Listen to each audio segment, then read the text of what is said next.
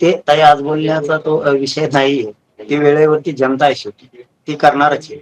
काय केलंय, काय करतेत, काय करणार आहेत, कसे बोलवलं जातं, काय केलं जातं, शेतकऱ्यांना कसं हुलकावणी दिली जाते, मराठ्यांना कशी हुलकावणी दिली जाते, धनगर आरक्षणाची कशी हुलकावणी दिली जाते, बंजारा समाजाचं कसं केलं जातं, दलित मुस्लिमांचा काय आरक्षणाचा विषय, हे सगळं पेंटिंग आहे.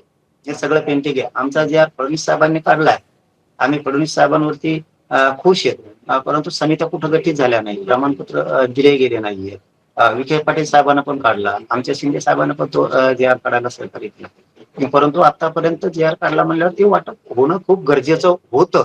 परंतु तसं काही झालेलं नाही. परंतु ठीक आहे, समाजाला जे आर दिला हे महत्वाचं आहे. जसं 1994ला जे आर दिला गेला आणि 16% आरक्षण दिलं गेलं, आजपर्यंत त्या पिढ्यापासून म्हणजे 25 जवळपास 30-31 वर्ष झाली त्या विषयाला, तेव्हापासून आजपर्यंतही त्यांचे पूर्ण प्रमाणपत्र काढतात. तसं आमचा हैदराबादचा काढलेला जे आर याच्यामुळं आता हे आजीवन जे आर झालेलं आहे. कधी पण मराठी काढू शकतात, महिन्यात काढू शकतात, समित्या गठीत झाल्यावर गाव लेवलच्या तेव्हा 6 महिन्यात काढू शकतात, वर्षातही काढू शकतात. 1 वर्षाच्या आत मराठवाड्यातला 100% मराठा आरक्षणात जाणार, यात काही दुमत नाही.